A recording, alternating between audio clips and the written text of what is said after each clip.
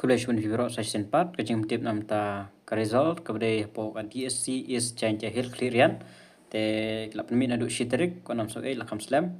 The result of the written examination for the post of Peon held on the 5th October 2024 is hereby declared. The eligible candidate bearing the roll number kini roll number lalong eligible namta ka language test mnta HAPOH DSC adon baik kata ka language test te ya hapun thok shwaya kata sa po shaka personal interview tikini kiro number kibala qualify na do 00340706 ter hadu sau pra a te sampai kiro number jong de tribun latip dan 4 tip sa check number jong de pi don m hakan ka list jong kanek post jong pion kanek ri HAPOH is Jaintia hill district te sekan mau te kona telingut kibayo angne we lai sausan we shapho san arpho san laipo lepsan sapho subsan sanpho samsan plus news plus sanpho prangot ibaro kiba qualify yaka pion te second mau one page yaka notice kandon ka language test in compliance with his memorandum okay te kine bro kiba qualifying will be allowed to appear hangne ada bantho baro mtagi di asima hono honoro will be allowed to appear for the qualifying paper on knowledge of local language Khasi language tekene hap thok beda Khasi temut ba kiwi gijet benru kijenjar bahala da kimnang Khasi language total marks de san mark on 6 March ndru 3 March kan mau kiwa dep thok jongka lerian 6 March 2025 at 11 am sharp venue Jaintia Eastern College Khliehriat.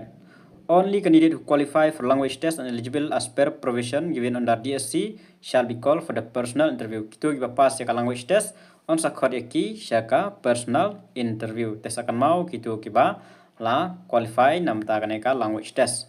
Tesa kawai pat ka result kaneka de jongka LDA SHAPOH Khliehriat hi.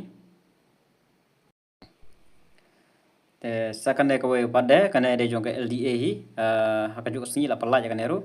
The result of the written examination post of LDA complex pace held on 28 September 2024 is hereby declared. Unique eligible candidate bearing the roll number are hereby to have qualified to appear for the next stage of the recruitment, that is the language paper. Tekine baro kidon kumba shispa arpo tam e ke qualify nam tagane ka LDA. Te roll number sedang nadu 025515392072 ter te sa check kita giba qualify 05080614068709651061 ter 13101420 hadu last day 5562 shispa tam e na gini tikine ken poi ka language paper test but kumbasopol nesan potam jongka pion.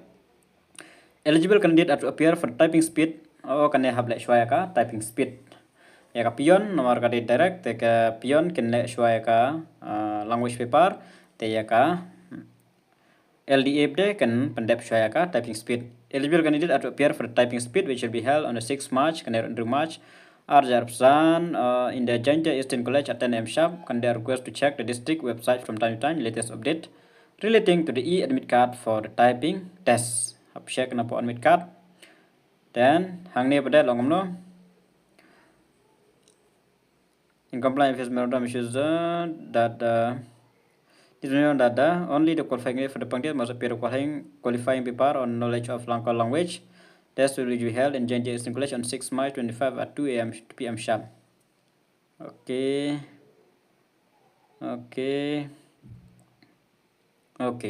So namta kane kan mau bahai kan dit page kan pendap shwaya ka typing speed men step shipho baje ter kan ipor kan ko shikantal na tash natam dan ladep nang tu pada kan poi ka language paper test hakaju ka sngi ar baje sheneng hakaju ka jaka Jaintia Eastern College on 6 March 2025 at 2 p.m. sharp hakaju ka sngi pendap typing speed kiba qualify kan poi ka language test pada te tangi tu ibu qualify kan mau nadu tarik kan don gini baro language test typing speed ai baro te tangi ni gijim tip Khliehriat